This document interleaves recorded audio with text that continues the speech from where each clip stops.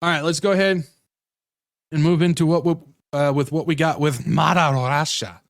Let's see what the motherland has got going down when it comes to this. Misfit Matt, doing great, dog. Good, it's good, dog. Thanks, dog. Okay, so anybody surprised that we've got more embracing of the digital currency going on? Should not surprise. It says Putin follows Trump's Bitcoin embrace. Can crypto help Russia evade sanctions? While cumulative reserves in dollars, if they can be lost so easily, Putin has asked. So it says the Russian government has been a historic opponent of Bitcoin, banning its use for domestic payments, but has recently come to see the potential benefits of virtual currencies for evading U.S. and Western sanctions.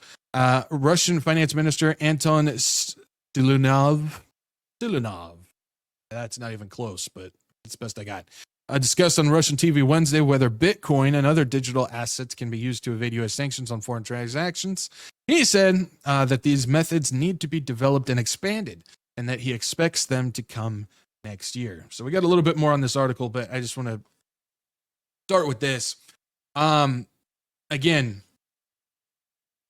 we need to be able to view the world and all the countries as a risk board and understand that the players are all following a certain order, a certain script when it comes to this stuff, because we still have the notion, the propaganda machine keeps pumping this out, that the West is at war with China and Russia and Iran and all these types, in all these countries and everything that's going on.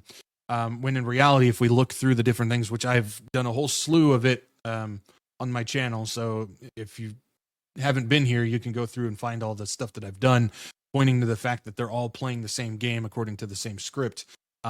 Remember, Russia was one of the people that helped orchestrate the digital system that's coming up for the Fourth Industrial Revolution. It's the center for the Fourth Industrial Revolution. Russia was one of the key people that helped start this thing, build it, get it off the ground. And so it's no surprise that the ones that are anti-West are still doing the exact same things that the West is doing, because they're all working towards the same goal. So the fact that Russia is embracing digital crypto and Bitcoin and all of that shouldn't come as a surprise. It really shouldn't come as a surprise. If we keep going, it says the Trump administration is expected to be much more pro-crypto, but incoming officials have expressed doubts that Bitcoin or other digital assets can be effectively used to undermine U.S. power. David Sachs, the Silicon Valley entrepreneur who will take on the role of Trump's crypto czar, is skeptical of the efficacy of sanctions altogether. He said in March that the idea that financial sanctions against Russia are working is delusional, which they're not. Adding that the real victim of such restrictions are ordinary people, like those in Europe paying more for energy as a result of trade embargoes. And that's exactly what's going on. It's kind of, the sanctions is kind of like the tariff thing. It doesn't hurt the other person, it hurts us. Sanctions don't hurt Russia. They actually hurt the citizens that have to do trade with Russia. Tariffs don't hurt the country that you put them against. It actually hurts the customers that buy those things. That would hurt us. And it's fascinating that we've got all this going on when it comes to this situation. It says the Russian government, led by President Vladimir Putin, began shifting its anti-crypto stance in recent months, legalizing crypto mining and its use in international payments. Putin spoke favorably earlier this month about Bitcoin as an alternative to the U.S. dollar. You hear that? Putin spoke favorably earlier this month about Bitcoin as an alternative to the U.S. dollar for countries like Russia facing heavy financial sanctions from America and its allies. Why accumulate reserves in dollars if they can be lost so easily? Putin questioned. For example, Bitcoin. Who can prohibit it? No one. We keep going. I talked about this a couple months ago. But this has to do with Russia shifting into the CBDC this year. It says Russia updates digital ruble rollout, including obligation to accept CBDC. This was October of last year. It says legal requirements for the digital ruble. By July of 2025, the largest banks will be obligated to support the digital ruble. So they have to open and top up digital ruble accounts, make transfers, and accept digital rubles. Other banks have to comply a year later.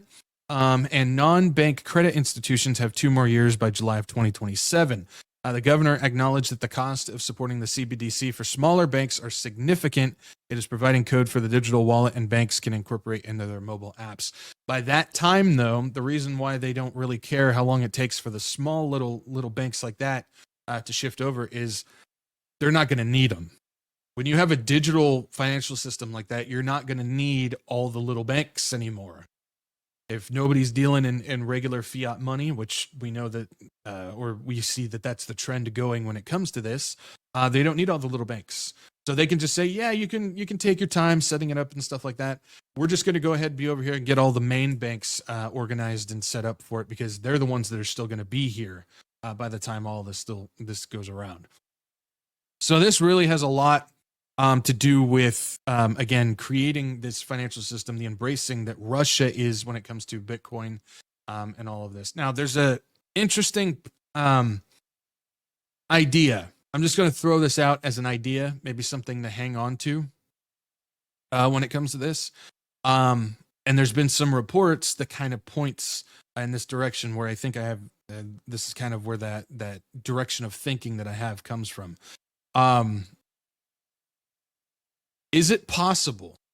Because if you don't know, Bitcoin came out right after the 2008 financial crash, which was the trigger point for all of this. And then Bitcoin just magically came onto the scene after that, which is suspicious if you're one of those people that looks at these things in kind of a critical thinking type of way. It's suspicious how after the largest thing collapse, or not the largest collapse, but the trigger point for the de-dollarization happened, so quickly afterwards, Bitcoin came onto the scene.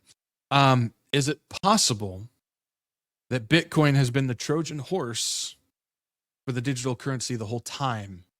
People just don't realize it. We always watch CBDCs, we always watch the crypto, we always watch all that type of stuff, but is it possible that they already introduced the incoming digital currency and people just didn't know it? A long-running play to introduce the new coin, digital coin that's coming in. Something to think about, especially since we've got a whole bunch of reports coming out that Bitcoin is going to take over gold, which is fascinating in my opinion.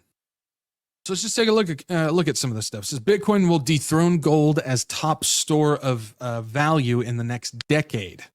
Bitcoin is on track to replace gold as the leading store of value within the next 10 years, according to Bernstein. Firm's analysts expect Bitcoin to become a core component of institutional asset allocations and corporate treasuries.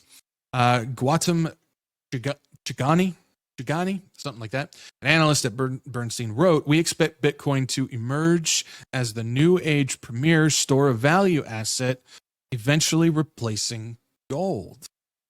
Again, have they already introduced the coin, and digital coin, and we just didn't know it?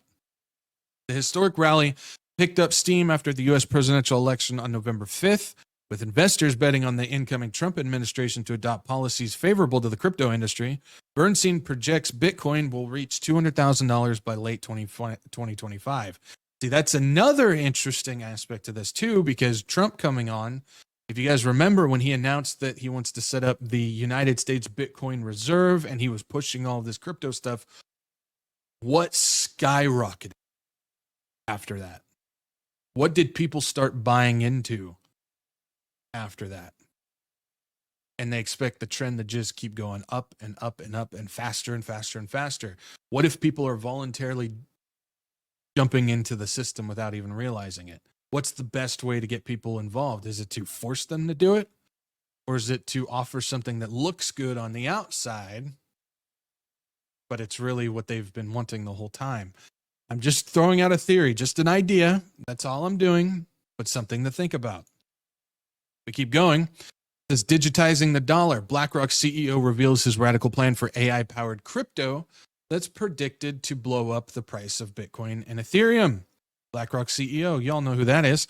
Now, his MicroStrategy's Michael Saylor reveals in his $100 trillion endgame, Larry Fink, BlackRock CEO Larry Fink, has outlined his plan for Bitcoin, Ethereum, and crypto, predicting digitizing the dollar is going to be under discussion.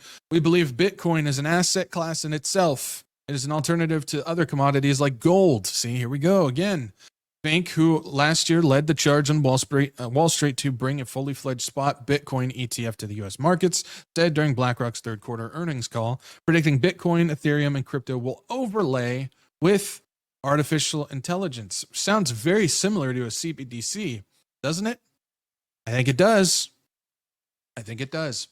And so I think the application of this form of investment will be expanded. Two, the role of Ethereum as a blockchain can grow dramatically. So if we can create more acceptability, more transparency, more analytics related to these assets, then it will be expanded. How do we see it in the U.S.? How do we see in the U.S. the role of digitizing the dollar, and what role does that play? Fink asked. That's a very different question related to, let's say, Bitcoin and other items like that. But all of that is going to be under discussion. The possibility of a digital dollar, often compared to the digital yuan that's already widely used in China and used to monitor people's everyday transactions, has sparked privacy concerns as well as questions over how it could impact the commercial deposit-based financial system. Keep in mind that China is funded by the WEF in order to build and test these systems before they start introducing them to other countries out there. China is all wrapped up. Remember, even the WEF has a headquarters in China. They throw a yearly Davos meeting in China because they're all building the same things, just in different aspects, testing them out before they start rolling them out everywhere. But again, I do find it interesting that Bitcoin could in fact be the thing, and we just didn't know it. Here's another one too. We're not going to read the thing, but it says Bitcoin versus gold, the new era of reserve assets. Whole lot of talk about Bitcoin replacing gold. We have a lot of countries that want to get back to the gold standard. And if they're replacing gold with Bitcoin, that means it would be the Bitcoin standard at that time. Again, there's a lot of interesting things going on with this situation that I think is worth keeping in the back of our mind. Again, I'm not saying that this is the system, but what I am saying is it's worth hanging on to and watching and seeing what's going to be coming, what's going to be happening, which is all we can really do. We can't sit here and say this is what's going to happen and this is what's going to happen and this is what's going to happen if the Bible doesn't tell us that this is going to happen. So that's one of the key things too, is we can't sit there and say this is for sure going to happen if the Bible doesn't tell us so. We just keep tabs of what's going on. We don't plant our flags. We just keep an eye and we see how things develop. That's the best way of going about this.